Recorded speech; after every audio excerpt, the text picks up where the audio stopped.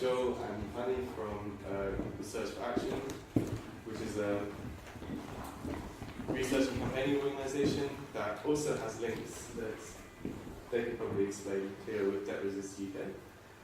And what I know about Debt Resist UK and Research for Action best in relation to is their work around local authority borrowing, council debt, particularly LOBO loans or lender option, borrower option loans.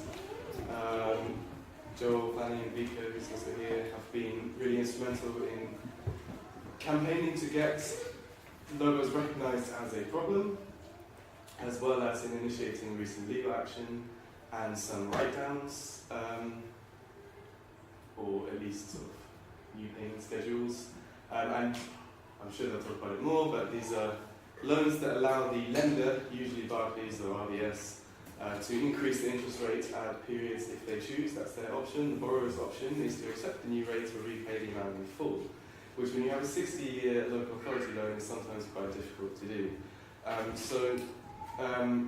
This is something that, in the bizarreness of the LOBO situation is captured in the prudential guidance from the one of the is it for a regulator or it's like a pseudo-regulator policy body, who describes LOBOs as inherently risky, but since the risk is only activated when the lender triggers the option to increase the interest rate, they're not actually risky, which is utterly bizarre. And I've tried a little bit to get involved in one of the many fantastic things they do, which is organise citizen-led debt audits, which is an important way of encouraging people to do kind of forensic investigations into local finance to understand indebtedness and the relationship between local authority debt and austerity.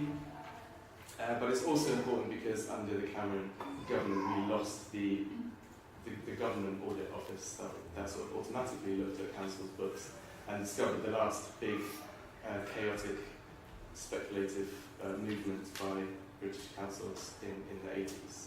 So that's what Joel and Fanny do, among many other things.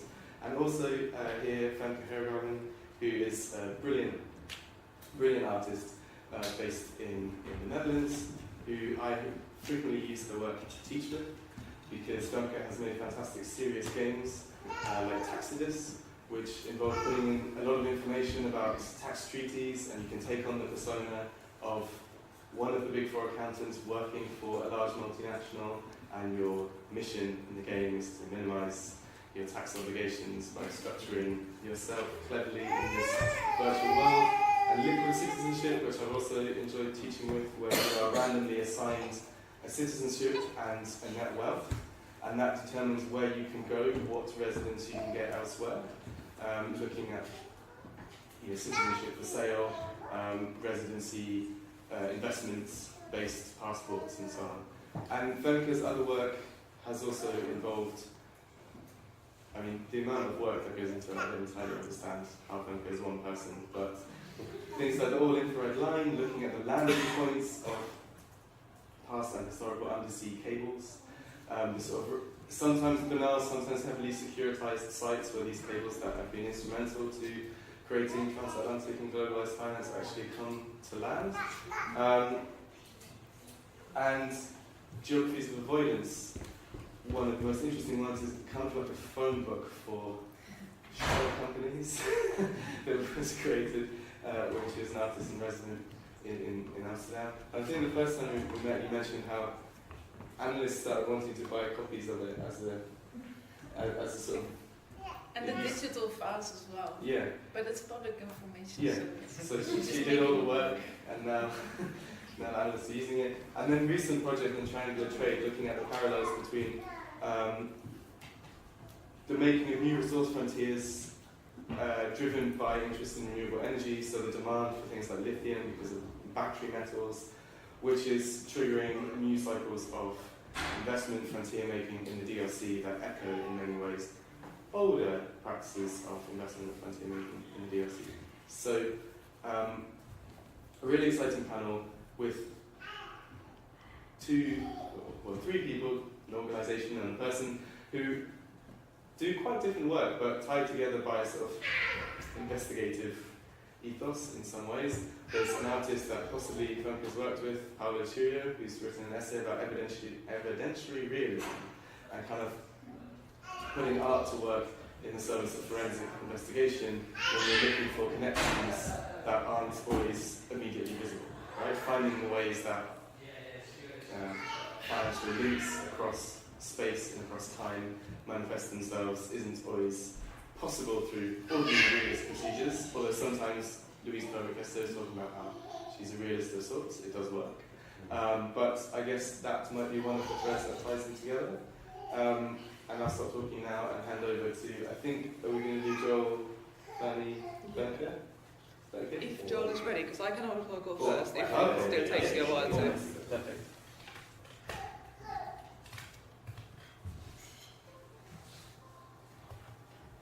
Thanks for the introduction, Paul. So today myself and Fanny will be tackling this in sort of two parts. So we'll be giving a walkthrough on our investigative research on logo loans and financialization in municipalities. But first I'm going to be speaking a little about historical context of one of the banks primarily involved in this market, which is RBS, or the Royal Bank of Scotland. So RBS emerged in the 17th century from the ashes of Scottish imperial ambition. So for those who don't know it, there was an attempt to colonise part of the Panama coast called the Darien in the 17th century.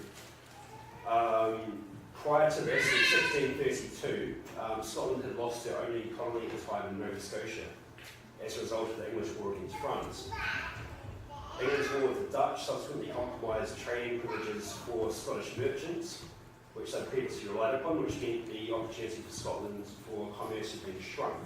They were looking for new opportunities elsewhere, and so the Company of Scotland was established to attempt to trade with Africa and the Indies. This was the idea of a man called William Patterson, who was a prolific projector or promoter of speculative money-making activities. And this is Patterson here.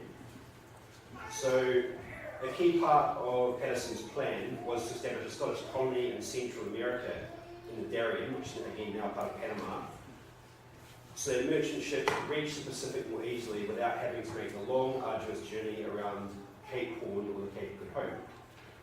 Public bodies, town corporations, Member of Parliament, the landed gentry and thousands of citizens, sea captains and surgeons sank their life savings into the scheme with a quarter to 1/2 of Scotland's surplus wealth at the time invested in the Darien.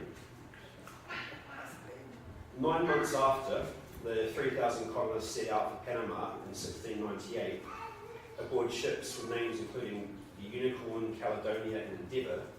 2/3 of the settlers were dead due to disease and illness in the damp tropical jungle. And we've got a map here of the Darien and New Edinburgh, situating that between Panama and Colombia. As well as suffering attacks from the Spanish, King William of England ordered the English colonies of North Africa and the Caribbean not to trade with Caledonian settlement to Darien, which would have been in direct competition with the East India Trading Corporation. The empirical misadventure of the Darien almost bankrupted Scotland, which shortly thereafter was forced to accept the Union with England and the sacrifice of its own parliament as part of the Union deal. Scotland accepted compensation not as the equivalent or the price of Scotland at the time. Scotland gave up its sovereignty for the price of English bailout of the Darien investors. Scottish poet Robbie Burns was scathing the Scottish Parliament that voted to accept the Union with England. We bought and sold for English gold such parcels of roads the nation had grown. Flush with English cash, the equivalent company argued for the formation of the Royal Bank of Scotland, which was approved by the Whig Prime Minister Robert Walpole under a Royal Charter in 1727. The creation of RBS was supported by English elites at the time because its Scottish competitor, the Bank of Scotland, was known to be sympathetic to Jacobites. And thus began a centuries-old turf war between RBS and the Bank of Scotland. By the mid-2000s, RBS had won the war of attrition with the old bank, and rather than Scotland chasing empire, this time it was the Royal Bank of Scotland, the becoming the largest bank in the world by assets, following the ill-fated merger with ABN AMRO. So this was a deal done in 2007, just before the financial crisis, and when you kind of unpick the deal, it's quite interesting thinking about the historic and political context of RBS's plan to merge with ABN. So in essence, you had the ABN AMRO, which was the empirical financial vehicle for expansion and colonialism of the Dutch, being taken over by RBS, which is the equivalent for Scotland. And RBS at the time was completely addicted to a growth real cost strategy. The CEO at the time, Fred Goodwin, was out looking at the big kind of emerging technologies of the day, like Google. Here we have a photograph of the RBS headquarters in Edinburgh, which was modeled on Google's campus. So very much kind of situated in this idea of Scotland again being kind of a world leader in this all-conquering Scottish company. So a year later, when RBS failed during the 2008 financial crisis, a lot of people don't realise that, again, it was just the largest bank in the world at the time. So we think of the financial crisis through firms like Fannie Mae, Freddie Mac. We don't necessarily think about the role of UK institutions in the 2008 crash as much as we perhaps should. So in this graphic here, we've got basically kind of a series of metrics on which sort of banks are scored for their propensity to fail during the 2008 crash. So we have low capital, merger and acquisition, bad investments and trading, bad lending, and risky funding structure. And if you actually look at this, RBS is situated slap bang in the middle, because all these metrics is basically kind of worst bunch. This gives you some idea of just how RBS was going to run in the sort of lead up to the financial crisis. Our work and our research in particular is sort of focused on what's happened to RBS, and particularly RBS's effect on the UK economy after the financial crisis. There's been a lot written about this by people like Ian Martin and Ian Fraser, how essentially RBS, the bailout of RBS, the austerity which has followed, has in effect kind of bankrupted Britain and imposed a loss of democracy and a loss of public institutions on British society, in a similar vein to what was inflicted on the Scots after the Darien collapse in the 17th century. So I guess there's a couple of ways in which this has sort of played out since 2008. So RBS and global empire has shrunk considerably since. We've seen increasing financial regulation, which has kind of forced the banks to somewhat retreat from international markets, sort of shrink their international trading activities. And so what that's forced the banks to do is to focus more on their internal markets, on the UK economy. So our work in particular is focused on these local authorities, which we'll hand over to Fanny to talk about. And just give one more example in what has been described as the largest theft anywhere ever. One of the latest scandals to engulf RBS is what's known as the Global Restructuring Group, GRG scandal, where essentially they had created what they called an intensive care unit for struggling businesses, and were instead kind of using this to basically distress companies and asset strip them and sell their kind of assets at an enormous profit. And so what we see to a certain extent is some of the extractive financial processes which previously have been focused on international markets being applied here in the UK increasingly since 2008. And on that, I'll also pass over to Fanny. Can we swap places so that I can see the screen when I'm showing slides, because I think that will make it easier. Put it together.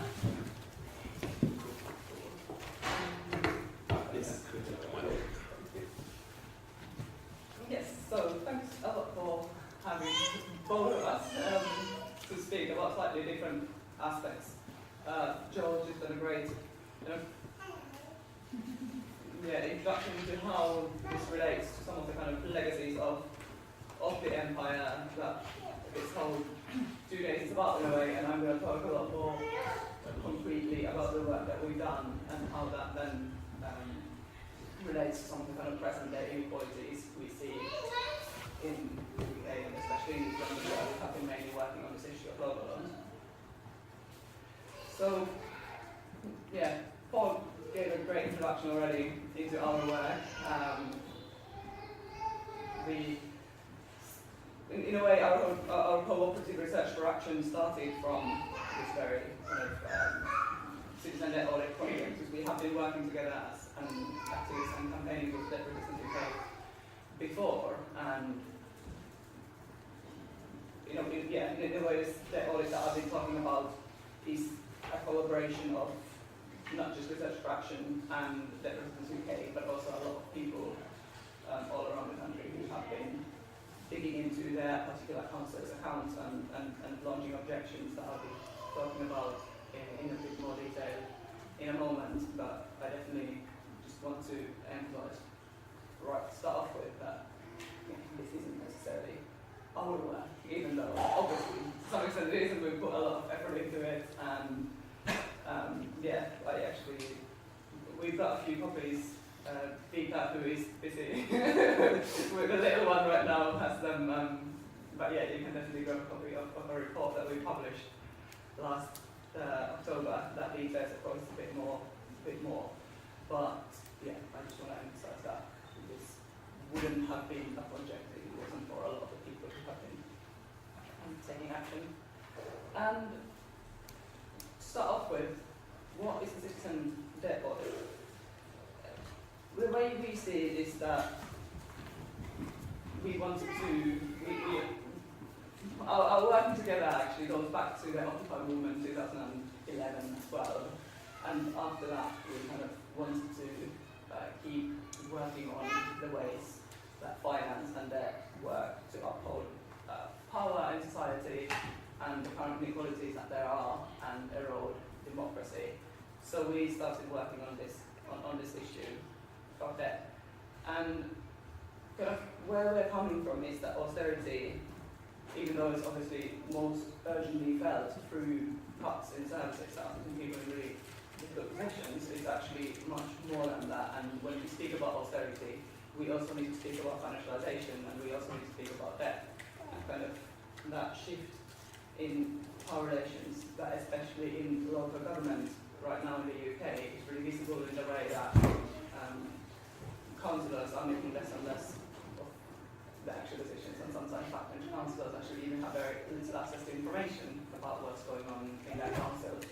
Power is all within cabinets and directly elected mayors, and more importantly, for the kind of, if we're talking about lack of democracy, unelected officials that do a lot of these decisions as kind of administrative decisions, within the logic of the market sort of enters. You need to do things like honorary payments because that's just the way the world rolls. And there's no conversation to be had about that. Debt repayments are also ring-fenced in council budgets, which is a big part of the kind of austerity context in which we have been operating. It's also really important to emphasize that we haven't come up with this idea of citizen debt audit. We stand on the shoulders of a long tradition of movements, especially after the 1980s debt crisis in the global south. There were a lot of citizen movements demanding to inspect the origins of the debt that they were finally, they suddenly found themselves in a position where their countries were demanding to pay debts that actually hadn't benefited the populations at all. So that's always kind of important acknowledgement that I want to make, and also that there are different ways to do audits. An audit can be done by a government, like was done in Ecuador in 2007, 2008, or it can be done by the lender, like Norway has done. It can be done by a kind of citizenry, even though that's obviously then not an official one, and in a way, to produce the best results, you would want to aim towards having some kind of involvement from official institutions. But the idea is to determine what debt is illegal, unsustainable, illegitimate, and odious. that's the next thing that I want to open up a little bit, this concept of illegitimate debt, because that's in a way in the heart of what we do. We borrow a lot of our kind of definitions of things from the Spanish movement, platform for citizen debt audit, PACD, whose great quote and definition I've got up there. An audit is a process to collectively understand how we have arrived at the current situation, what economic, social, cultural, environmental, gender and political impacts has this endlessness created. So they very much speak about an audit not just as a technical exercise, but as the process for the society collectively to understand what processes have created the debt and what is in a way reinforced by continuing to pay that debt. There are a few points through which we have evaluated debt, especially in NEOM, where this report that we published last year focuses on. It's the contracting of the debt, the origin of debt, and the servicing of the debt. And we can find several points about all these.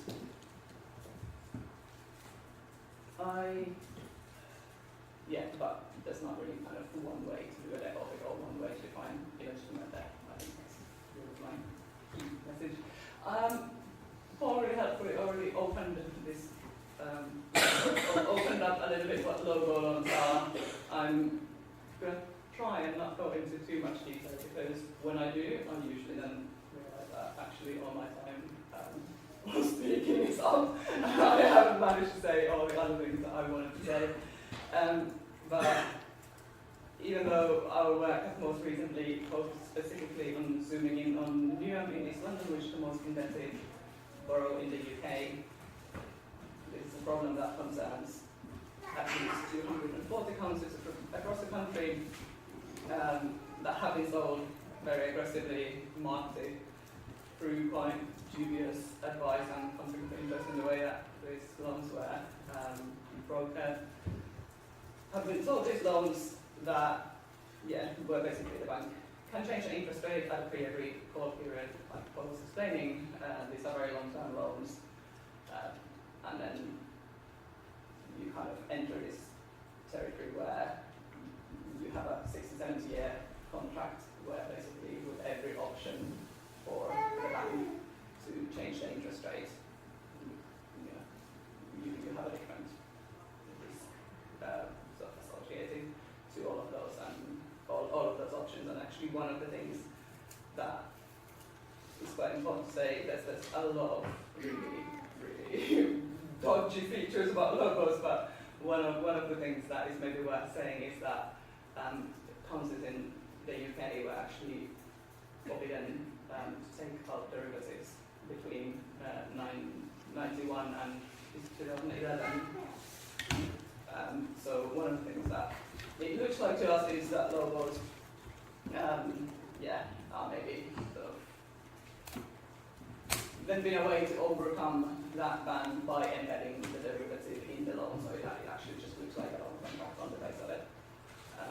But one of the reasons why I like to emphasize this point is that it's also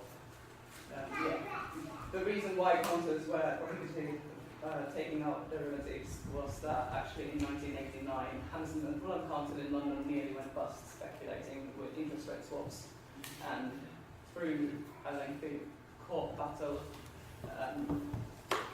with Goldman Sachs, the council actually got some of those loans written off. So it's also important to acknowledge that we're not just talking about this kind of dystopian or who would like to see this unjust loans cancelled. It is actually like debt cancellation is something that has happened throughout history and it can happen again. And it is happening all the time. And actually we are maybe even getting there with logos because 8 councils are now taking legal action against Barclays Bank on the basis of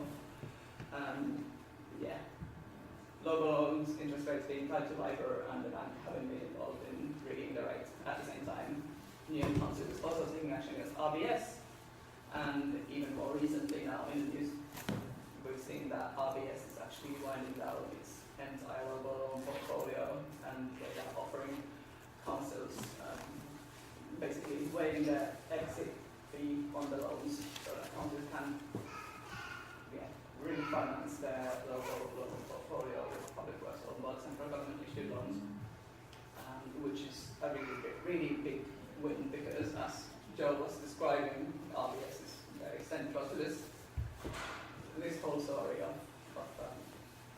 how the financial sector is wielding power over society and kind of bringing about this whole austerity narrative that we have at the moment.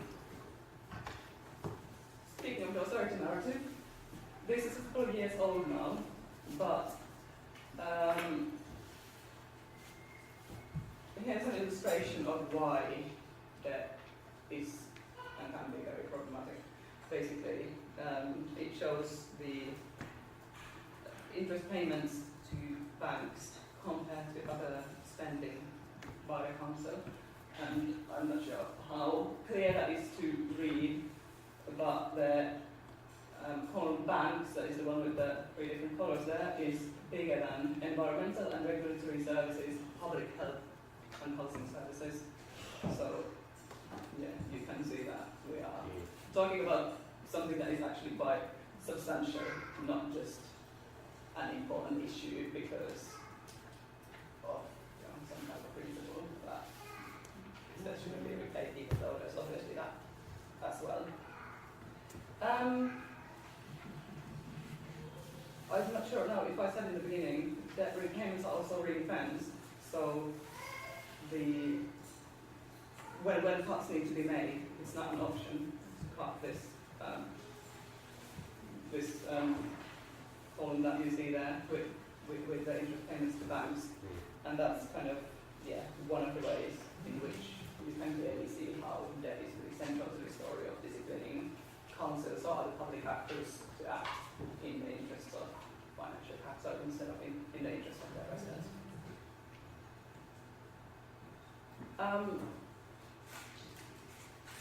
In a way, I hope that I've mainly answered the question why resist debt already, but especially because the group that we were originally involved with is called Debt Resistance UK. I quite often am asked the question, what does resisting debt actually mean? What's debt resistance? Why is debt resistance important? And in the case of local laws and local government finance, maybe the most obvious example is that local government is in a really dire funding crisis, and the funding from central government has been cut by, on average, very nearly half, which means that for some councils it's 70–80% loss in their funding from central government, which means that they are really struggling to provide service to residents. New, where we've been working on the audit most concentratedly, the situation is really, it's actually unbelievable. It's actually absolutely unbelievable. The scale of the housing crisis, there's 1 in 24 residents are homeless. Obviously, most of these people would be self-serving with friends in temporary accommodation rather than street homeless. But still, when you, for instance, speak to some of those people who are in temporary housing, emergency accommodation, who have small kids, live in just absolutely inadequate housing for those children to even develop and be safely. It's you almost just would not believe that we are in one of the richest countries in the world. What's also important to say is that when we look at the debt as a kind of driver of this increasing inequality that is now especially exacerbated through austerity cuts, it's really important to not just talk about economic inequality, because obviously there's a lot more to the inequality that is driving, and there's a lot of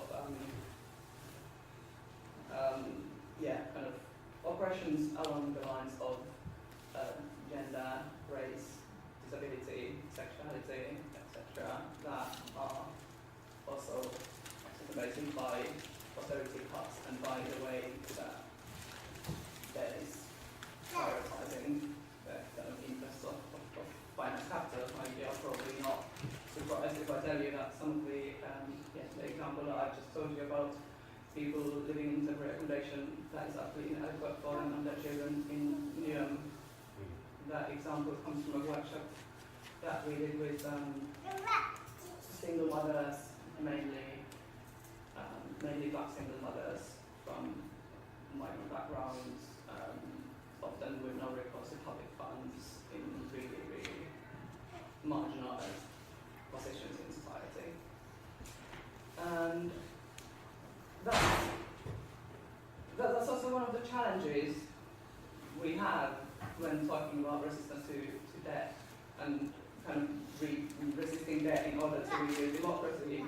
There are, in a way, so much more acute crises that people are facing. For instance, when we've been reaching out to people in East London who are fighting their own fights, and especially fights around housing, are really obviously very sort of everyday for people, and then it can be really difficult sometimes to relay why the bigger picture, or even if people understand obviously why the bigger picture would be important, it's quite hard to then say what could be done about that bigger picture, or what is what's in a way the sort of usefulness of trying to change that bigger picture rather than changing the very sort of material conditions that people are facing.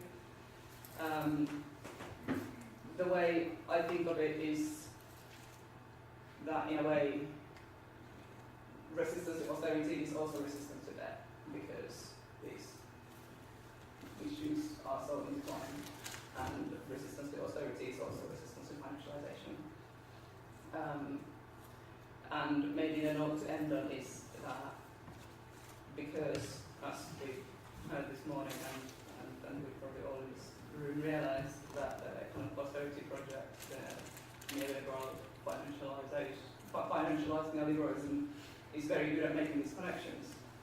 So that's why we also need to be making those connections, and why, at least, I'm putting my energy into working on debt, even though I live in London, there are people in a way much more urgent fights, but there's something that I find really, really important about having a kind of debt discipline and debt connection in order to build democracy where we can really start to think about what kind of society we want to build. But I'm going to end it there. And I hope I haven't overrun too much. Brilliant, thank you very much. Duncan, do you want to swap with me? If it works from here, I can see it. Just swap So this. I can You're okay? switch it like this. Should I just check? See, Press the button, see if it works. So the one on the side? Oh, sorry. Ah, yeah. Yep, I think. Yeah. Okay. Yes. Hi everyone.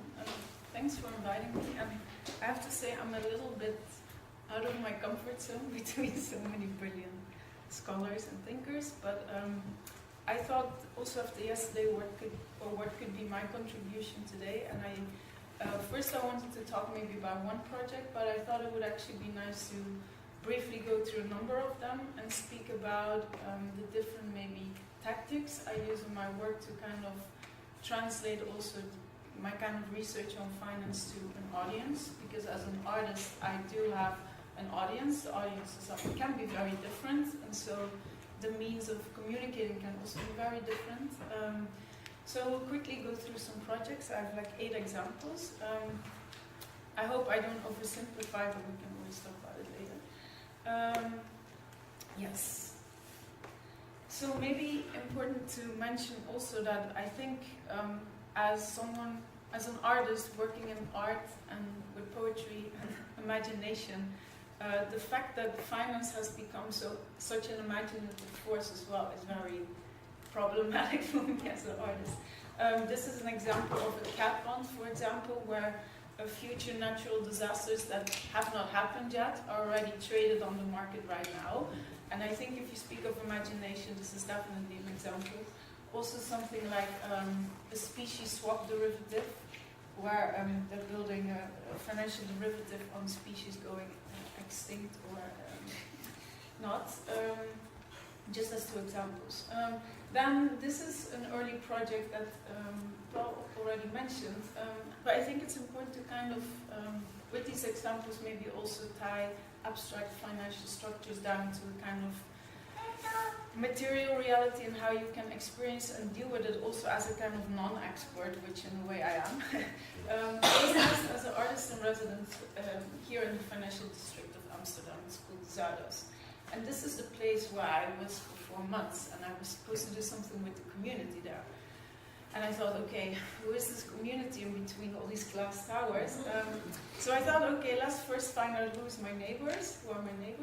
It turns out these were my neighbors. And BV is a kind of short abbreviation for a company structure that in the Netherlands is very popular, but also most mailbox companies adopt this kind of legal status, let's say.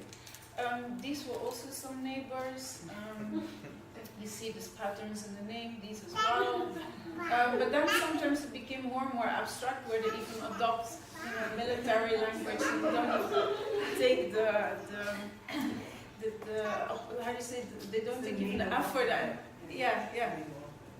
So the real name doesn't matter anymore. So I decided, I said, can you give me a list with all the companies here? And they said no, and even it's not there. If it would be there, we would not give it to you. I said, okay, I'll make it myself.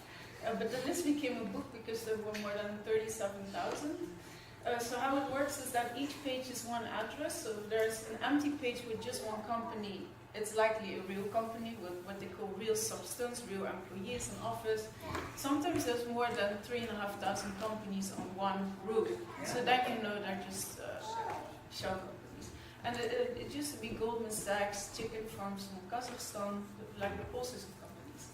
Okay, so this was a book. I graduated as a graphic designer, so at the time this kind of made this also to an audience.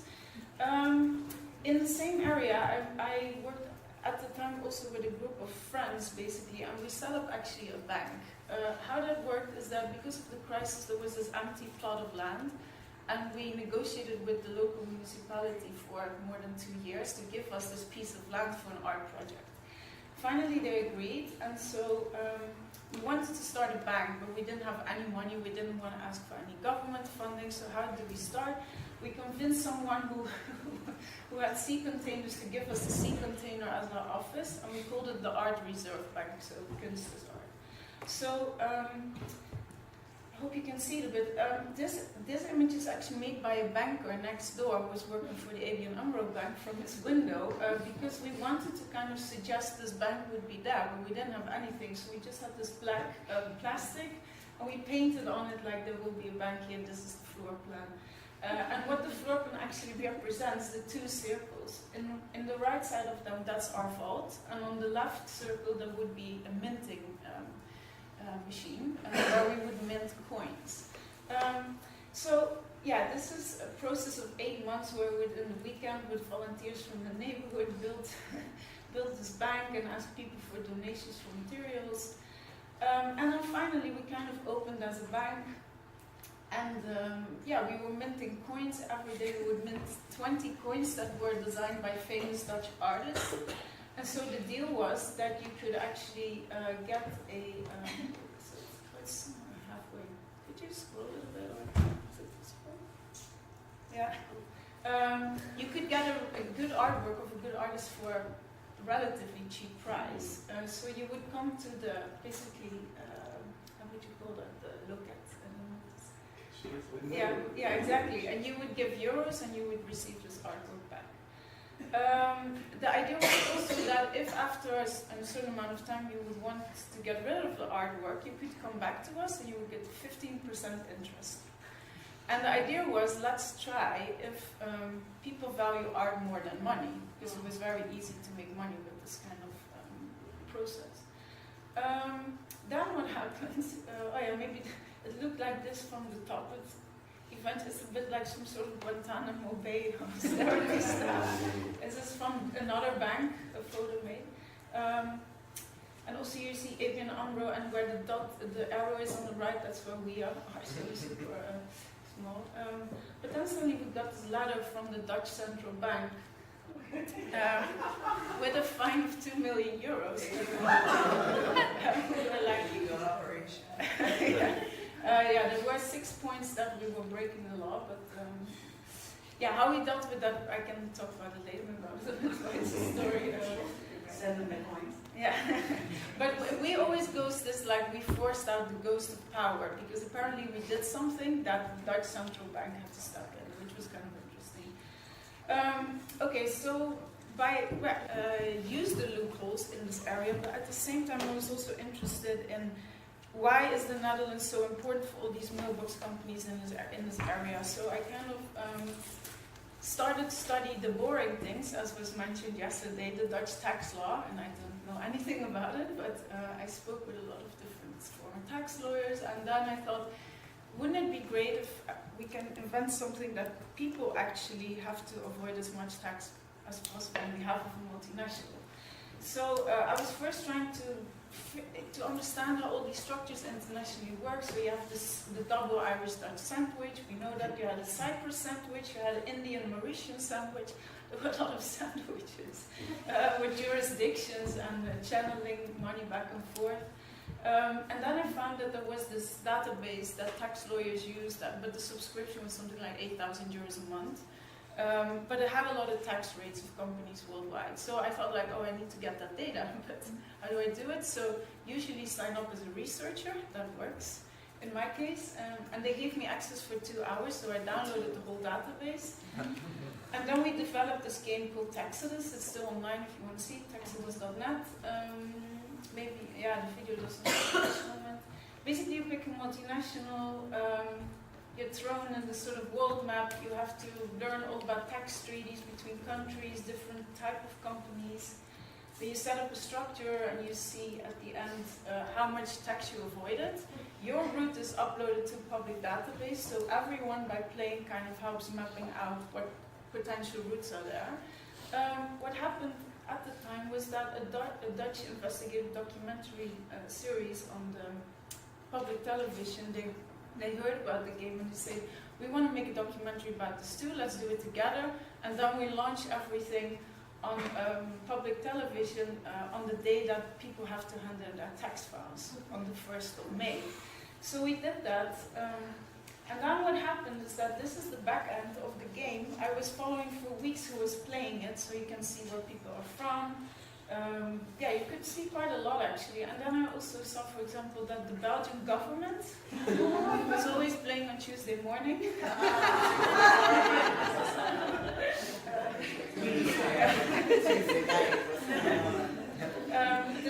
The Dutch government, something else happened there. This is a screenshot of the website. Members of parliament started asking questions to the State Secretary of Finance, Minister of Finance, and they refer specifically to the game in the documentary in the official documents.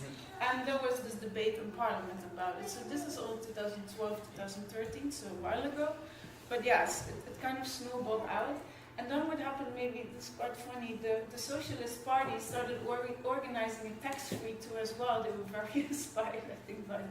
And they started organizing bus tours for citizens through the financial district to visit mailbox companies. The ones that we did visit initially with the book. So there was a sort of interesting circle. Then, yeah, this is sort of a little baby sister project where, yeah, as you said, this is a website where you can find all opportunities worldwide to obtain another citizenship or visa. So it's really about this idea how citizenship has become a financial product, not a right by birth, but something that you can obtain or lose if you have the means or if you violate the law. Some images. It's online also still. It's sometimes presented as an installation, so more like a sort of shop where you can buy all these citizenships. Oh yeah, sorry, and it looks, this is an important aspect that also maps out how much refugees actually have to pay in order to be smuggled into Western countries. So it also looks into the black economy around citizenship, not only for the elite. Then this, yeah, I was mapping all these kind of financial flows, and as a graphic designer trained, you know, you start to think in those diagrams and maps, and that's how you imagine the world. But of course, then it becomes the question: what is this dot on a map? What's the reality behind that? So I started. I started visiting actually locations related to stock exchanges and trading. And this is an image, it looks like an abstract painting almost, but what you're looking at here is 1 millisecond of trading by algorithms. We think maybe some sort of, I don't know, public imagine, collective imagination, that trading is done by people in trading pits that are shouting at each other, but more than 75% is done by algorithms. And it looks like this. But what's really important are these submarine cables for this trading. And so since 2012, I visit, whenever I do another project and I have a bit of money, I buy a ticket or something, and I try to visit the point where these cables come on land. And what is important is that, here you see some images, Mauritius, France, Russia, yeah, just to give you just a quick overview. Of course, you never see the cable. The cable is very deep in the ocean floor. But what for me it is about is of creating different images, different sort of visual imaginaries around what is trading, what are stock exchanges. It's not guys shouting in the pit at Wall Street. It's these landscapes that get stitched into this global infrastructure, financial infrastructure. Also, it's about what kind of scars does it leave in the landscape. So the image on the right, you see this beach with this sort of gap in it. This cable, this is in Mauritius. This was just only dug there like recently, so you still see the scars of digging in the landscape somehow. I was here for a while for a residency, and in the northwest of Russia. And what I researched there, I will touch. This is a visualization of it. Because of the melting Arctic ice, it will be possible for the first time in history, it is expected in the next 8 years, to put a submarine cable on the Arctic Ocean floor. This doesn't exist now because it's not possible because of the ice. Melting ice makes this possible. And why especially traders are so excited about this is because it will cut the trading time between London and Tokyo to 42 milliseconds. Which can mean millions in 1 month time. So less ice means more money in less time. So it's all about latency and how fast data travels. Because now this data goes via the Pacific or the Middle East. Then what is really important to point out, these cables that I talk about is, we think often of the cloud, but of course more than, I think it's now still 96% of all our data goes through cables in the sea, so that's this really physical material reality. And this is one of the recent maps of these cables, but it is very much rooted in this map. And it's maybe a little bit hard to see, but this map is a map basically of a huge project by the British Empire since the 1830s, which was called the All Red Line.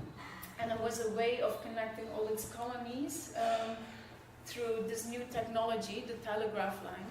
And the idea was not going through hostile territory, but basically go through the sea. So it was really about creating faster communication and control with its colonies. And so the routes and the hubs that the internet follows today is actually almost like a one-on-one, print of this old map. Here on the right side you see stamps with all these sort of fragments, with this sort of celebration of this universal network. And then we get into another aspect, and reality of data, number 5. So these are some newspapers that I collect from antique shops in the UK, and especially I'm interested in how this new technology of the telegraph line and this laying of the cables worldwide and connecting its colonies, how that was kind of written about and presented to a general audience. So these are some newspapers from 1840s, 1850s, where they show, okay, these cables are made in factories in London, this is how the cables are built up. And what's extremely important in that time is the discovery of a rubber plant in the Malay Peninsula, in Indonesia, Malaysia, and this is called Perkaguta on the right side, because the rubber of this plant was the only natural rubber that was resistant against salty seawater. So this rubber became the outside layer of all these cables. You can see an example. And so in a way you could say that this rubber plant and rubber is the same as, you know, the coltan in our phones and devices right now. It becomes this main ingredient. And there's also a really beautiful paper written about, it's called something like a Victorian ecological disaster that describes that more than 100 million trees in Indonesia were basically killed for this, and 6 species went extinct, and yeah, it's a really interesting research. At the time, I was in contact with the Dutch Tropenmuseum in Amsterdam, which is basically the museum where our colonial history of the Netherlands is present everywhere.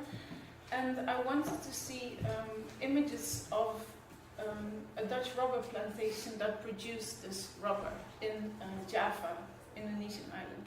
And these are some of those images. So here on the left side you see the plantation, the laboratory. Here you see women plucking leaves from the trees. They were dried in the attic. Then they were grinded into the sort of dust here as well. And then it was melted basically.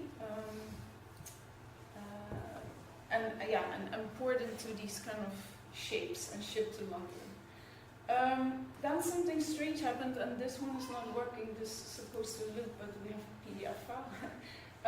What happened is that these reports popped up from beach bombing sites in Europe, that people found these strange blocks on the beach in France, Ireland, also the UK, the Netherlands. And people are like, what are these blocks? They look like with a lot of seaweed on it. And then something happened. I had this picture also from the museum, and I was like, it looks the same. You cannot really see it here. But as it turns out now, there was a ship on its way from Indonesia to London with all these blocks of percabuta in order to make cables with them, but the ship sank on its way, and this is early 1900. Probably the shipwreck disintegrated by now, and all this cargo started floating up to the water, and by now it also kind of washed on shore in Japan and Caribbean as well. Eventually I traced down, was in contact with a lot of these people who found the block. I traced down 3 of these blocks also myself. And I use them in exhibitions together with archival material and photos. Sometimes that's also a tactic that I use. But I also want to quickly explain this little tube here on the right side, because this is a cast I made of the original object. And in this cast there's this tube of, with a geographical coordinate that you can see here. These geographical coordinates is a way of not letting only these objects speak about this first, in a way, network, colonial network, but also about something that's about to come. And that has to do with this series of formulas that I really don't understand so well, but they are from a paper from 2 MIT researchers, and it's called Relativistic Statistical Arbitrage. And it's basically commissioned by financial actors, asking them if they can calculate how, if stock trading, how it can become even faster in the future, how much milliseconds faster it can get.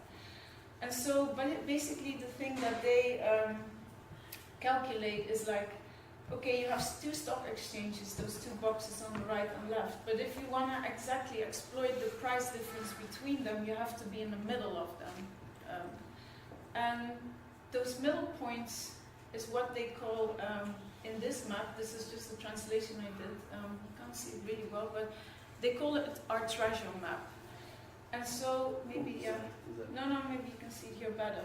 Basically, they've calculated that you have 6 68 stock exchanges worldwide, and all the white dots are places where data centers in the future have to be built.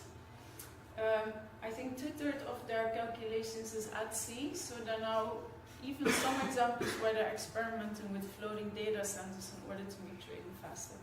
Yes, it's quite depressing. Quickly, do I have... okay, yeah, maybe maybe I skip through this one, sorry. Sorry. Then I think something maybe good to also mention in a way of how finance in its kind of most contemporary form is always about trying to generate sort of information advantage. And in another project what I'm looking at is how hedge funds are using satellite footage in order to speculate on assets almost in real time. So maybe really important to point out that when we look at a satellite image like this, we think it's a photo from out of space. But that same photo has also this layer in it, or this layer. As a matter of fact, a lot of satellite image consists of many different layers, and in those layers they can actually measure different infrared values. So why is that important and interesting? Is, let's say, each material in this room, but also minerals, has what they call spectral signature, something you can look for through infrared from out of space. And if you know the spectral signatures of minerals, that means that on the left side you see what we think is a satellite image from a mine in Chile, but if you look through the different infrared values in it, what pops up in pink is actually silver. Or here, this is an image from a salt mine in Tibet. What pops up in purple is salt. This is measuring crops in canvas and basically monitor if they have a virus or not, if they're growing well or not. The red that pops up here is iron in Ukraine, so iron ore. And this is all done through these really tiny satellites called cube satellites, 10 by 10 by 10 centimeters. Relatively cheap to produce compared to the big ones. And what they now can do even is have HD footage from outer space, live video footage. Monitoring here is a gold mine in Turkey, and the little boxes that you see here and there, they basically measure how many trucks come by every day. This one is more astounding for me. I think here they're monitoring oil reservoirs around the world over a amount of 4 weeks' time, and what they measure for through algorithmic analysis is if the shadow on the inside grows or becomes smaller. That means that the lid is higher or lower, which means there's less or more oil in the reserve. So yeah, I think I have a few more examples, so maybe I leave it at that. Oh yeah, maybe this last one. On the left side, satellites are calculating how much cars there are at, for example, companies like Walmart in order to predict how the sales are. On the right side, they're monitoring the shadows of buildings in China to kind of predict if the construction boom is slowing down or going up. And maybe to say when these kind of technologies keep kind of growing and growing, the question is also like, how can you, me as an artist, but everyone, how can we follow that or understand it? So, that's maybe a question to pose. Thank you so much. Thank you. Thank you.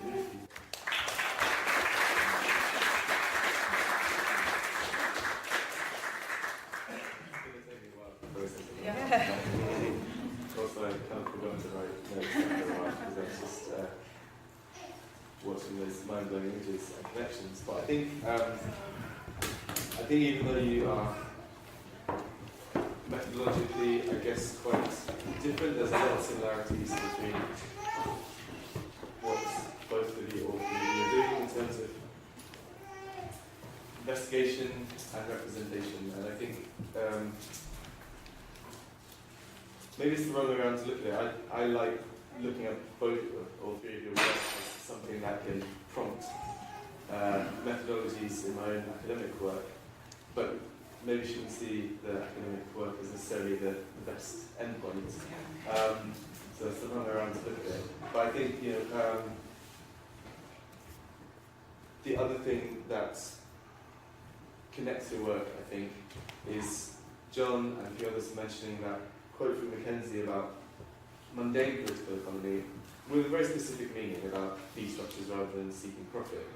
But in the more mundane meaning of mundane, looking at local council authority debt and looking at how the fact that council treasury officials might not be advising properly or might be making decisions under duress and the consequences that has for black single mothers in East London who end up homeless is something that finance scholars don't do enough. I think that level of profoundly important, particularly in the UK, I think we see local authorities as really mundane and not really worthy of attention, and so much of our lives is funneled through local authority decision making, and we should pay more attention to it. And I think Funke as well, this looking at, there's a switch from the mundane to the spectacular and back again over and over in your work, because you're looking at these cables, right, that we don't see, that have to be there, that underpin this interconnectedness that most of us are kind of comfortable accepting is there, but don't really think about how it's landed, and definitely don't think about what goes into making it possible, what went into making it possible from the rubber plantations of the Victorian ecocide to today, with this the kind of plans for floating data centres. That is, again, about increasing trading times that will be experienced by traders as profoundly mundane, even though that architecture is going to require a huge mobilization of resources, claims on territory that will just happen, right? And so I think it's really important how you bring those into kind of one frame. I'm struggling to concentrate because I'm still not quite over species swap derivatives.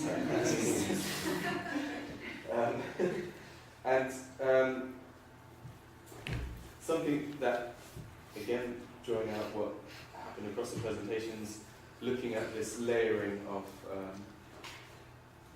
colonial past and present, of financial presence from the all red line, the telegraph line, and the sort of almost exact echoing of that.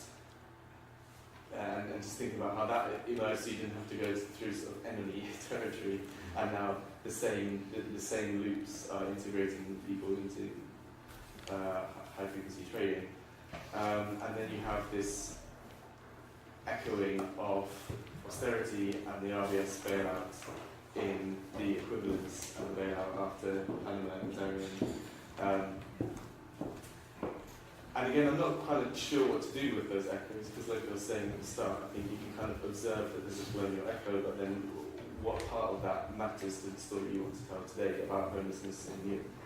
And the final thing I want to say, there's so much I want to say, the final thing I will say. But you said you almost wouldn't believe that we're in one of the richest countries in the world. And I think that this just reminded me of something that maybe needs more attention in how we think about colonialism, coloniality, and finance. And that, well, how relevant is it that you're in one of the richest countries in the world if you have 1 in 24 people in an enormous city being homeless, right? That clearly is not an interesting fact anymore. So while it's obvious that we have to pay attention to the kind of sedimented racial and colonial histories that, for instance, seem to make it mostly black women, children of migrants who end up homeless as a result of austerity. We also need a kind of the target of our anti-colonial critique to not be out of time, right? That the colonial map that is the problem might have shifted somewhat, and I think that needs to be taken into account somehow. I'm going to stop talking. Who else wants to talk? Okay. So I have a question. So I was looking at my question for Fenke. The images you're producing are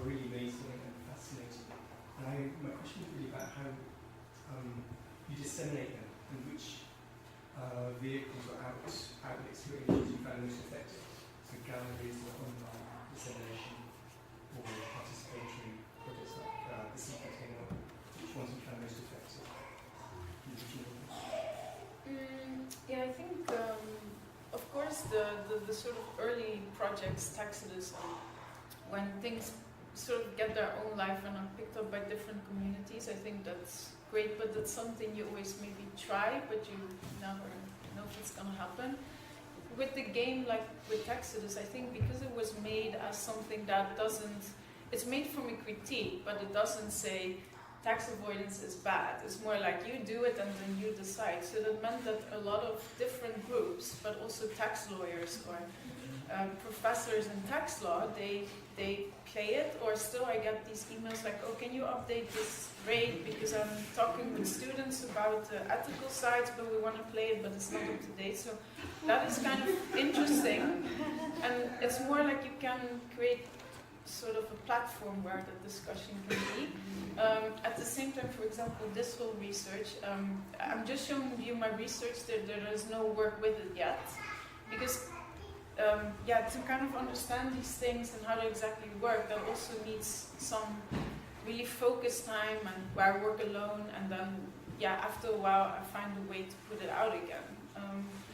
But so I always kind of flicker between these very public, like participatory projects, and at the same time going into this in-depth research. And I mean, this is a really difficult one because, you know, the images that you see are also quite beautiful and aesthetic, but that's not the kind of point you want to make. So it's like, there's always, how do you say, like, it's a curse.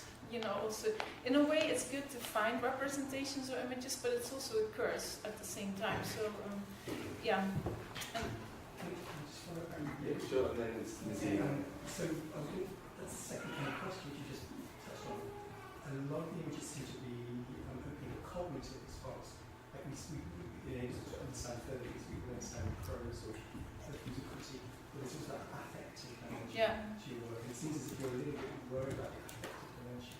It could be used quite positively. Yeah, I think, like for example, at the moment I'm quite interested, like I just did this research about catastrophe bonds, you know, that speculate on future disasters.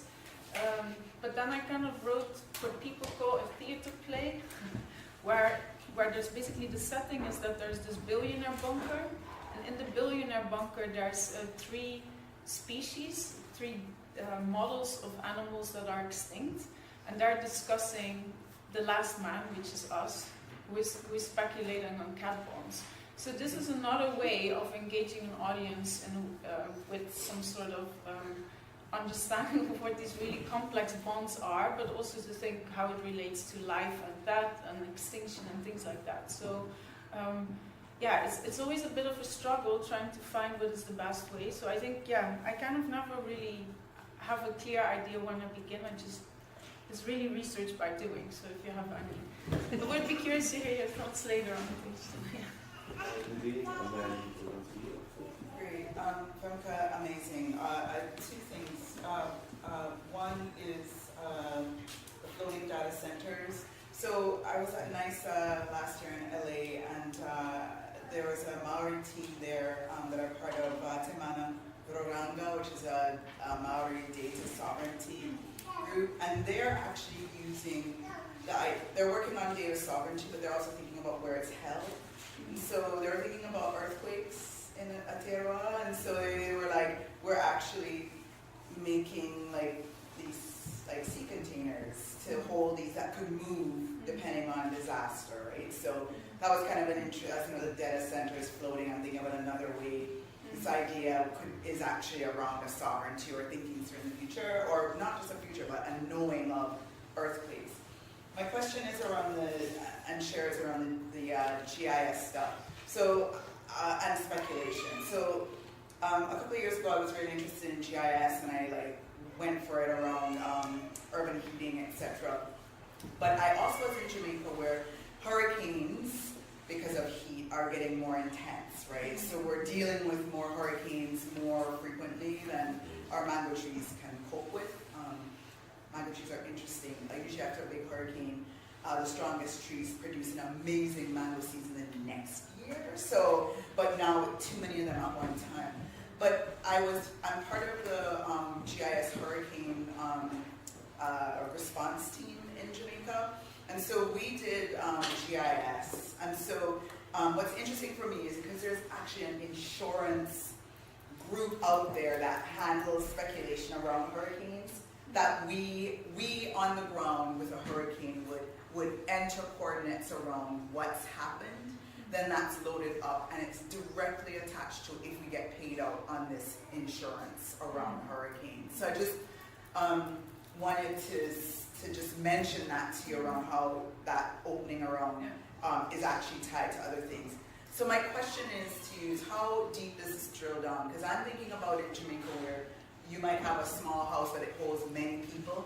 And so when you have the spectral analysis that kind of says this is just like what constitutes a house and how many people would be in it, that could mean that for all of what we're documenting on the ground, these cats are viewing on the top and then making other decisions about how the payment would look, right? So I'm just interested in how far can it drill down, like in terms of people. You said trucks, but I'm also interested in movement and what square footage can it drill down to think that through with how they would match what was before the hurricane and then what would be after. Yeah, I took one slide off, but there's this comparison of, it basically has to do with resolution and HD, and by now they can actually count a group, a flock of seagulls by the bird. So that is something I think it's very, let's say the algorithmic, the software analysis is very detailed. I think what is more, I don't have a really clear idea how deep they, for example, can look in the ground. You know, it's not really deep, but it's also not only the surface, because I think that is also an interesting question, that you can actually see through the surface of the earth to see what's underneath that. But yeah, there's some, you have maybe like 6 companies. One is called Orbital Insight, the other is called Terabella, and they are kind of the ones that, you know, they produce the satellite imagery on the one hand for the World Bank, but they also sell it to hedge funds. You know, and they are the kind of neutral intermediary, but of course, the fact that you monitor certain areas and others not, like what is in the frame, what is not, that is already a decision, yeah. Thank you. We have you and then Simon and then John. I just quickly want to say something that came to mind, and there might be something wrong with me that I won't hear. But I was just wondering if people hedge cat bonds with mango futures. They should think about that. They should think about that. I love it that was your first thought. Sorry. 2 quick questions, one for Femke and one for Fanny. Femke, thank you so much. That's amazing, really engaging art. I wanted to ask, how have you found it, and also how have you managed to so effectively kind of penetrate the technocratic jargon, the architecture, and the various barriers that are in place to prevent kind of public literacy in finance and access to information? And then for Fanny as well, like such an amazing campaign, so close to home. I was wondering if you could elaborate a bit more on, because I know you touched on it, I was desperately scribbling notes, on your campaign, like overall kind of campaign goals, and is it about awareness, or are you being kind of ambitious about actually like going for some form of kind of forgiveness or reconciliation? Thank you. Do you want me to take John and Max's question as well while you think? Because you're both writing, so John, do you want to? So yeah, I have a specific question and then a bigger comment maybe as people discuss. So the specific question I'll invite, I'm curious how you resolve things with the central bank, and how do you interact with that? Of course. And then the bigger question, I think this sort of piggybacks off what I caught in the comments, that it came from hearing what you guys are doing on the sort of activist side of things, right, is, and I feel like it's something that we haven't really discussed as much as we could so far, is, and certainly how I approach it, right, is that finance and empire are interrelated, interdependent things, or even if they don't always work in tandem, tend to work together towards the same goals. And I think there really is a disjoint in the critique, right, of a left critique of finance that wants to dismantle finance and get back to something like a social welfare state. When, you know, the origins of the social welfare state are deeply colonial and imperial.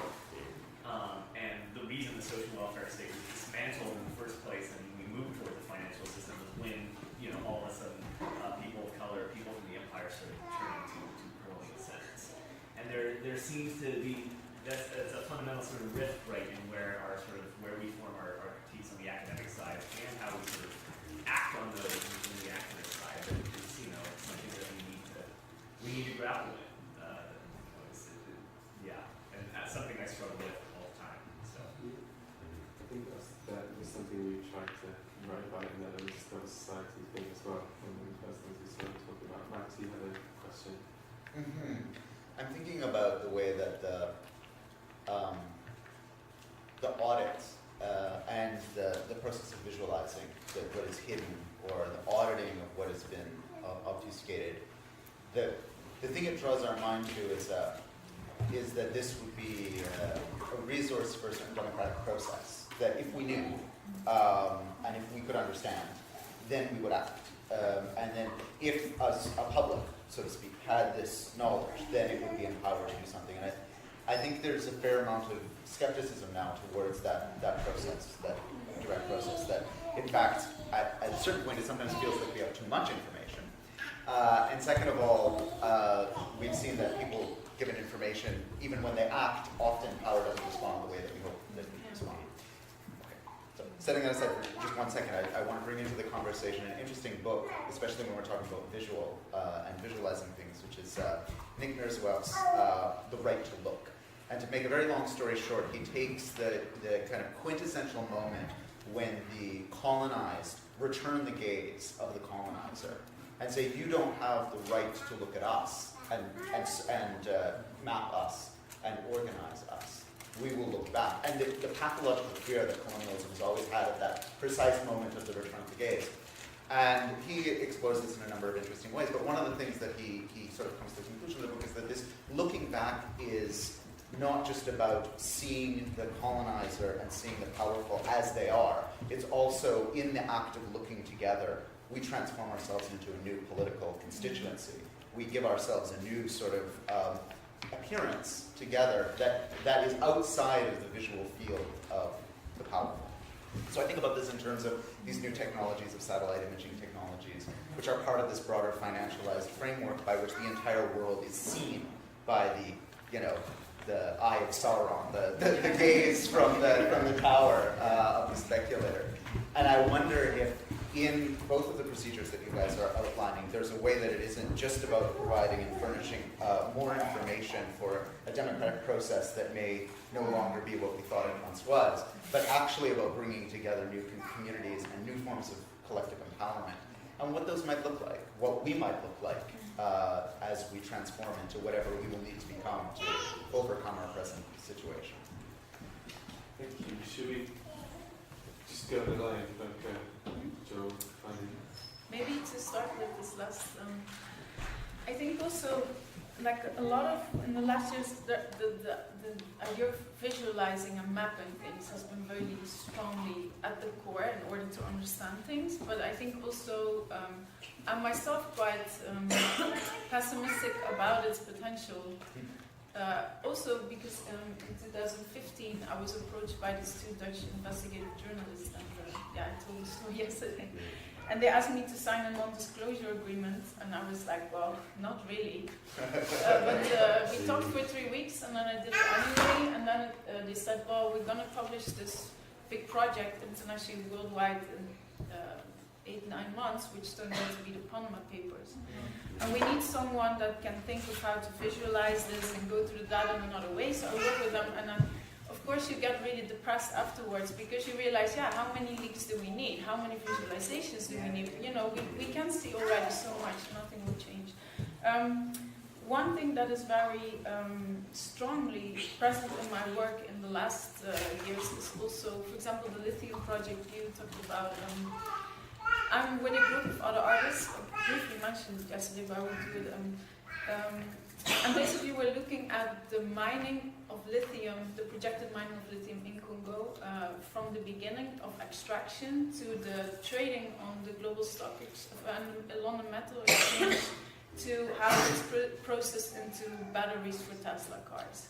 And the thing is, we are a group of friends initially, and we're artists from Netherlands, Belgium, Congo, Cameroon, Australia.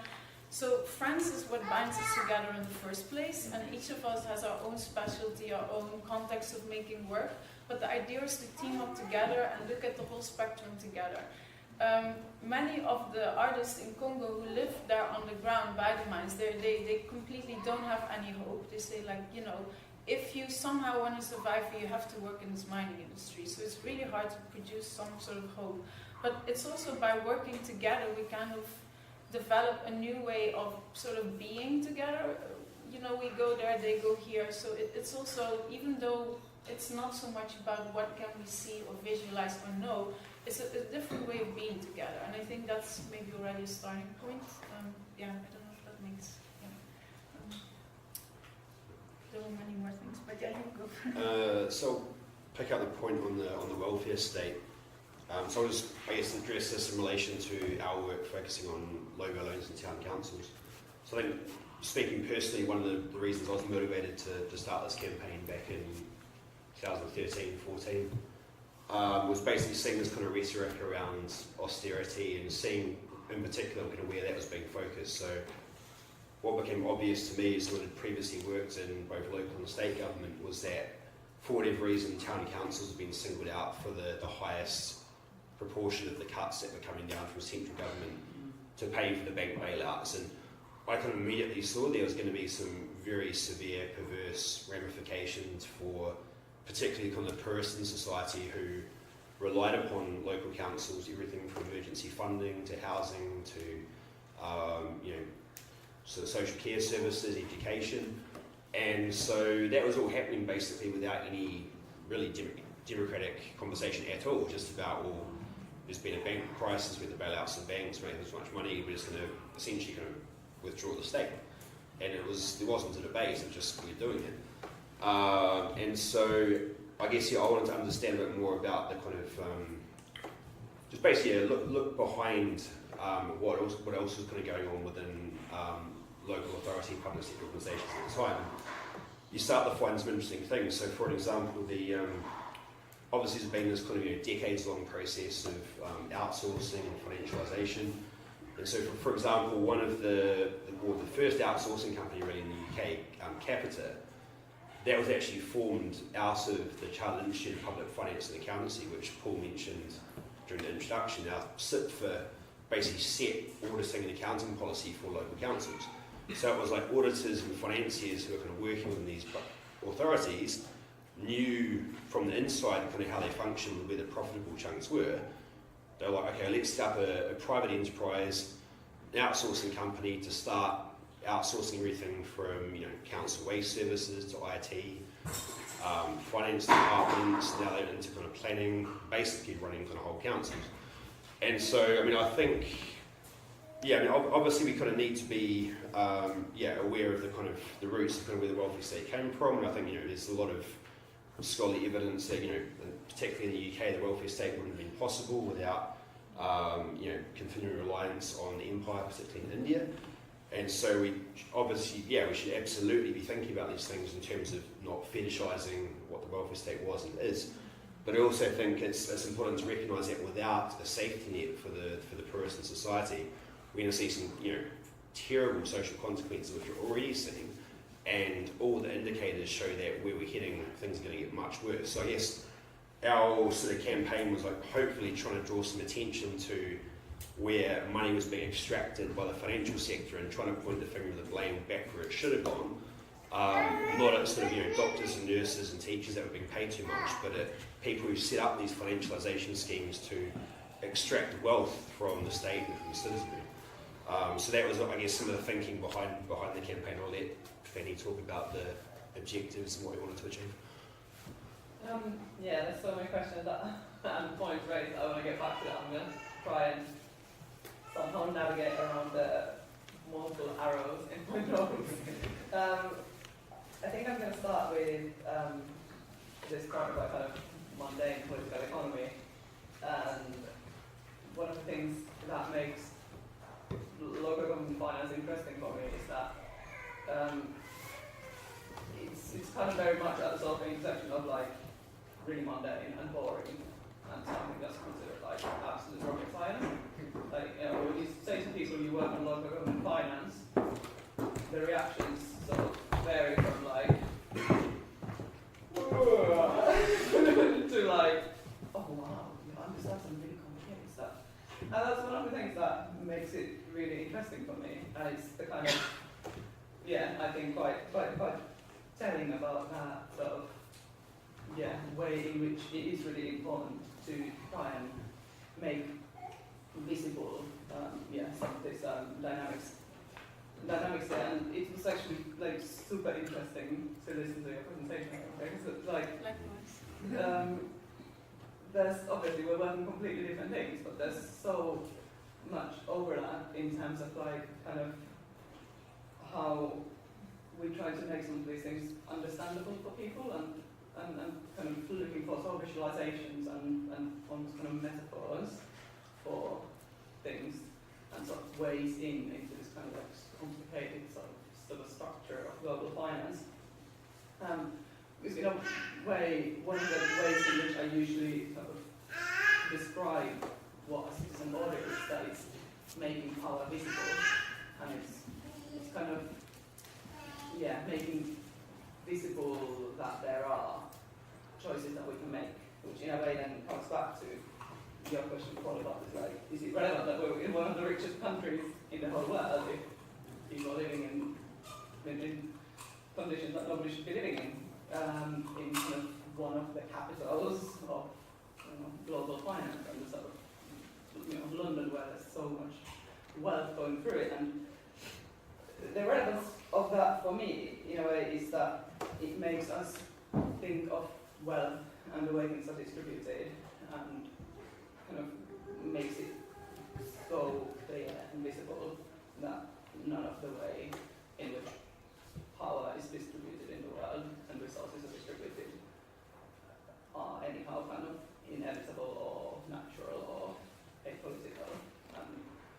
That's maybe one of the sort of main drivers of this work for me. But then there was the question from Max that I wanted to also get back to about I totally see the limitations of the kind of way of thinking of like, we just need to expose this and people will rise up because then Panama paper is a great example of like there's leak after leak, there's scandal after scandal. Everybody knows that political systems corrupt and finance is terrible and in people's interests, but still people aren't doing much. And I think that's a really important point for kind of citizen audits to go beyond that sort of demand for increased transparency. And there's actually a really interesting, I once read a really interesting article. I probably should have realized I'm coming to like an academic conference to look up the author, so I could reference it. That was about citizen audits in other contexts, such as like COP watching in the US.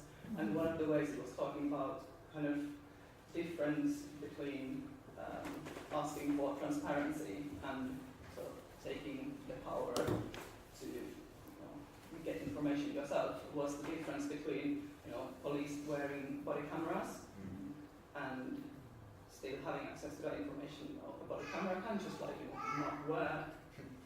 And sometimes the footage can get lost, it can be like murky, but once you introduce, crowds of people with smartphones, then that goes a lot further in the way that you actually have access to that data and you have a lot better understanding to hold power accountable, which is basically what audits are about. So it's definitely not just about kind of using trying to appeal to that sort of like, let's just show people that, there's something wrong. It's also about creating kind of new ways of even just using existing tools. I kind of realized actually I didn't go very much at all into the sort of tools that we've been using when I was talking about this. But one of the sort of important ways for us to both campaign on the issue of local loans and to get information about them, has been a bit of legislation called the Local Audit and Accountability Act, which basically, I'll be super brief, enables anybody to inspect council's accounts and residents to object to spending that they don't think is in the public interest. And it's been really important in terms of like getting information and getting this issue into sort of public conversation. There's been some really good legal response media coverage, for instance, in supporting people with objections. But it's really kind of exposed the limitations of the current democratic processes. And in a way, I do think that in order to kind of build new democratic processes and sort of create those kind of new alliances for democracy, as I'm maybe sort of referring to, it's also useful to kind of explore the limitations of, you know, democracy as it's sort of currently arranged, and then through sort of hacking into those structures, you can sort of take what is useful about them, but then also see where you need to think a bit wider outside the box and kind of start creating sort of completely new ways of doing things. I realize that I have spoken quite long again, so I'm just going to address that question about overall campaign goals that I think maybe, I don't know, it would be useful also, Joe, if you did chip in on that, because it's one of the things, like, even though we are involved in a project, I think we all see it in slightly different ways. Is it, you're saying, is it awareness or is it forgiveness? Is it forgiveness? It's definitely, like, I think for me especially, it's a lot about the kind of, making visible these power structures and sort of getting people to engage with the topics of debt and finance and democracy in a different way. But yes, there is also the very concrete. Obviously, it would be amazing if we actually found ourselves in a situation where these loans were written off and all this money was, freed up to be spent on things that it's much more important to, spend it on. I would much rather see that coming from active kind of, refusal or legal challenge or cancellation rather than forgiveness, because I'm not going to like deep into another topic, but I think it's really important that it comes from the people and it comes from the local authorities to say that thanks, you screwed us over, this is wrong, rather than the bank saying like, okay, well, we're going to be good to know that, there's a little need for it. We're going to end it then. So, just a couple of concrete points to add on objectives. So, we put out a bit of analysis end of last year, which was covered by The Guardian. Basically showed that over the next 30 to 40 years, if councils don't refinance these LOBO loans, the taxpayer is going to lose out over that period to the tune of about £16 billion. Thankfully, some of them have started to move, so we've had, looks like probably about 15 or 20 councils so far cancel existing local loan debt, refinance it either using cash reserves or borrowing from central government. We've seen basically Barclays cancel their option to increase interest rates on about £6 billion of debt to councils, and RBS moved to cancel about £1.5 billion of RBS loans to local authorities. There has been some movement. Fanny mentioned the legal cases. What hasn't happened yet, which I think alludes to some of the conversation this morning, was understanding how these loans actually entered into in the first place. So one of the things I've focused on is the role of middlemen, financial advisors, and so local councils have what's known as treasury management advisors. These are kind of bespoke financial firms that give advice to public bodies, and we found out, again using investigative methods, that they were making about £40,000, £30,000 of profit on commission for each loan contract the councils enter into. There were thousands of these contracts signed. In addition to being paid by the council, the brokers and advisors were also being paid by the banks and being paid on both sides of the transaction. And so there's obviously no way you can give council objective advice entering into a contract if you're being paid by both sides of that particular deal. So, I mean, we would hope that eventually there'd be some action taken against the advisors and middlemen. That hasn't happened to date. Part of the reason why I think is because there are particular laws which say after about 6 years it's difficult to bring legal action unless we've got a fraud committed. So there are a series of kind of regulatory and legal barriers which prevent action being taken, part of which is because as local citizens we basically can't force our council to take litigation. They've got to do it of their own volition, and to date very few councils are willing to kind of take on the financial sector. So I think one of the bigger aims is to basically just highlight the extent to which through financialisation public bodies are often case no longer acting in the interests of local residents, they're acting in the interests of the financial sector. And I guess we see this campaign as a way of trying to challenge that and trying to change it and make public bodies more accountable to the kind of, the citizens are supposed to be serving. Thank you very much, John. Nadine, you had your hand up. I did, but did somebody else have their hand up before me? Did they? I still want to know about the central bank. Can we take these questions up, because that might have to be the last one. I think we're slightly... did I miss someone? Yeah, just check if you're missing anything. Do you want to Sure, I ask just and wanted to then make sure that. we can get to... So Sorry, it- John. It is a question that ties to what Max, kind of in my mind, it mixes with what Max and John were saying about kind of the gaze, or like what happens when colonials show up and then suddenly, everything shuts down. So I'm kind of interested in how are you all dealing with the kind of, I'm going to put some topics, some things here, the moral project, like social welfare as a moral project, right? But then it's based on colonial gains, right? So when you say, we're the richest, so why isn't this happening? I'm like, okay, well then let's talk about why that, right? Why, as John said, this shutdown happens when brown folks start right? The Common Act of 62 that says we don't want any more people here. Even this business in Brexit, right? Where the whole thing is about too many foreigners. And who engaged in that, which included people of color, or just like got caught in that. So I'm just kind of interested in how you work that. Thinking about Scandinavian places where there's like a different way you do the community invests, or like challenges, or puts people in jail, or how they do their investments. So are there any models that we have for like getting ourselves out of how wealth is created in order to have these social welfare, but we can feel okay about it in some way, shape, or form? What are you guys thinking about? Should we get to Becca's? Yeah. She did wrong. What? John was still wondering if you could give a brief account of why you got in Yes. trouble. Physical disobedience. Yeah, well, they kind of sued us on 6 points. One was the easiest one.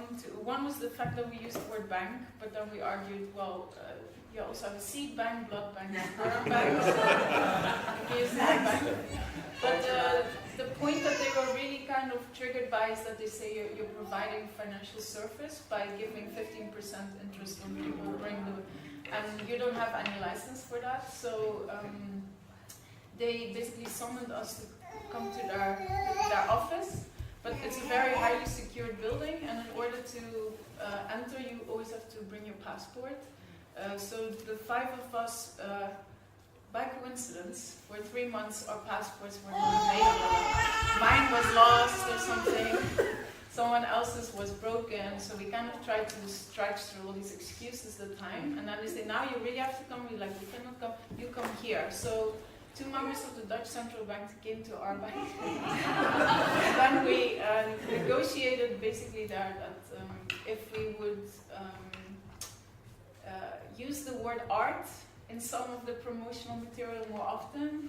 And there were a few of these things, and then they would kind of like blink an eye, and that's in a way how we, That's a good one. And maybe I also, one thing I was thinking I would like to say about this visualizing, I think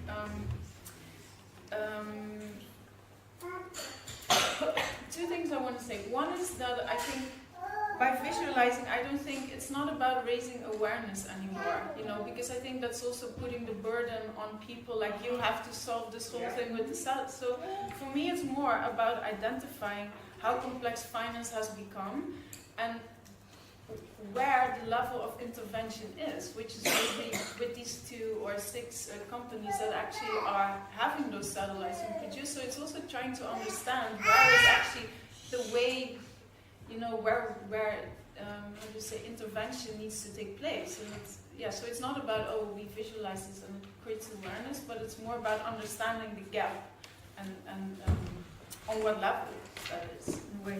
Maybe that also links to the amateur versus expert or technocratic.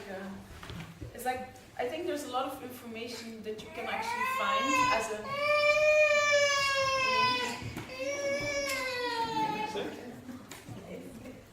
Just as a, let's say, amateur researcher, I think the only difficulty gets once you know and you want to intervene in some things. Maybe you need to work with satellite developers in order to hack something. That becomes a whole different story. But I would say there's a lot of things you can find if you have the time for it, which artists do in a way. And then, maybe about the last point. I mean, I don't know if I can say something really smart about it, but the thing I would like to maybe say that a lot of my work is also about saying to people in the Netherlands, my fellow citizens, that their illusion of stability is built on the backs and historical robbing of the rest of the world. And if that the euros that they have in my bank account is not stability, but it's a debt to someone else. And it's more about how constantly the striving for stability and security, can we replace that actually by accepting that it's super fragile and unstable, and it's for the rest of the world, has always been like that. So I think that is my kind of, in a way, project with that. Yeah, I don't know if that... So we could, not be good. I'm used to joking. Joel, do you want to... So I guess, on the kind of welfare as a colonial project, I mean, I guess I'd like to kind of unpick that a little and kind of particularly distinguish between social welfare as something which is driven by central government bureaucracy and something which is kind of like delivered by local actors which are kind of more accountable to local democracy. So unfortunately in the UK we have the most centralised form of government effectively in the world. So local government does have very few powers over kind of what is done locally, what's spent and not spent. It's largely kind of dictated from the centre. So speaking from a kind of personal view, I think if you're going to have an economy and a local state that serves people, that needs to be challenged. And so I'll just distinguish a little between local services where people are in close contact with and perhaps local elected members are more accountable to constituents, with the kind of like big centralised bureaucracies where a lot of us feel somewhat detached, don't have any access to power and can't really influence things.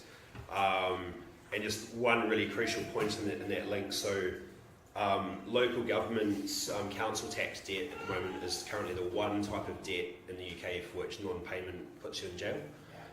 And this is becoming a huge issue as central government funding to councils is cut, and that means that for those local councils the proportion they're spending on services is going down, but the proportion they're paying on these existing debts is actually going up. So you're paying more for less services, and if you don't pay it, you end up in jail. So I think one of the key things we're trying to do here again is just highlight the complete illegitimacy of some of these financial contracts that are being repaid here, and trying to use that as a vehicle to challenge legitimacy of people in these, particularly poor people in these communities, being jailed for non-payment of things like council tax. And so, I think there is obviously a huge project, particularly in the UK, to talk about sort of empire and colonialisation and how that relates to things like the welfare state. Interesting, I think, in that Brexit is starting to kind of scratch at the surface some of that, and there are more conversations that are happening. Myself, coming from New Zealand, I think it's a conversation people are somewhat more used to having, partially because of the kind of Treaty of Waitangi process. But it's, I think, a conversation which is, very much in its infancy here. And, despite the best efforts of people like Akala on television, kind of speaks on these home truths, I think there's obviously a very, very long way to go. Fanny. Yeah, I'm going to be really quite brief because basically I'm just going to mainly say that I haven't really got an answer to that question about the welfare state and what the what a model would be that isn't based on extraction. I guess I find it important to say that by saying that UK is a wealthy country, in financial terms, and therefore that richness should be distributed in a more equal way. I don't want to legitimize that wealth, noble wealth that comes from centuries and centuries of massive injustices. What I'm saying is that those injustices shouldn't be replicated in how the world is distributed today, but they currently are. I'm actually from Finland originally, so I've been on a massive journey kind of with my own thinking about the welfare state for several years now, and I have got nowhere near the kind of end of that journey, or kind of finding a way to think about welfare states in a way that would be not exclusionary and not a sort of nationalist racist project to some extent, even if obviously I grew up in a country where the welfare state is actually quite functioning and a lot more benign than here, but then it also leads people to think about the state and the nation state as something really benign, and that is hugely problematic. And I guess the main thing that I can really say is that we need to go thinking beyond the nation state, kind of thinking, and in a way that's also partly why I really enjoy working on this local authority level, because then you can start looking into political entities that are actually much closer to people than the state, and where power can be built in a way that's alternative to the kind of nation state level. And I've actually just spent the last 2 days in a conference on municipalism, which is super exciting. So yeah, I think you can leave it at that. Huge topic again. I think that question is going to keep coming up more, and recalling what Rebecca was talking about yesterday with tax, and trying to put some of these things together. The Centre for Investigative Journalism is suggesting that the Panama Papers has helped to initiate $1.2 billion worth of claims from various national exchequers, which maybe suggests that making visible is productive of something, even if it's not about, make everyone aware and the uprising will come. But again, we're back to what we were talking about yesterday. Rebecca was mentioning David Quentin's work on these type of chains of exploitation, where returning the avoided tax to the sort of metropole when that avoided tax is the result of extractive processes is a very curious kind of justice. And I don't know that there is a coherent kind of that's why we're here, right? Exactly. Internationalist, progressive. Something there as well, Paul, in terms of the loose network of media houses that came together to work on the Panama Papers. They have appeared in various forms to talk about what it has actually contributed going forward. And one of the things is to give them a structure that will allow them the freedom to do this kind of investigative journalism in the future.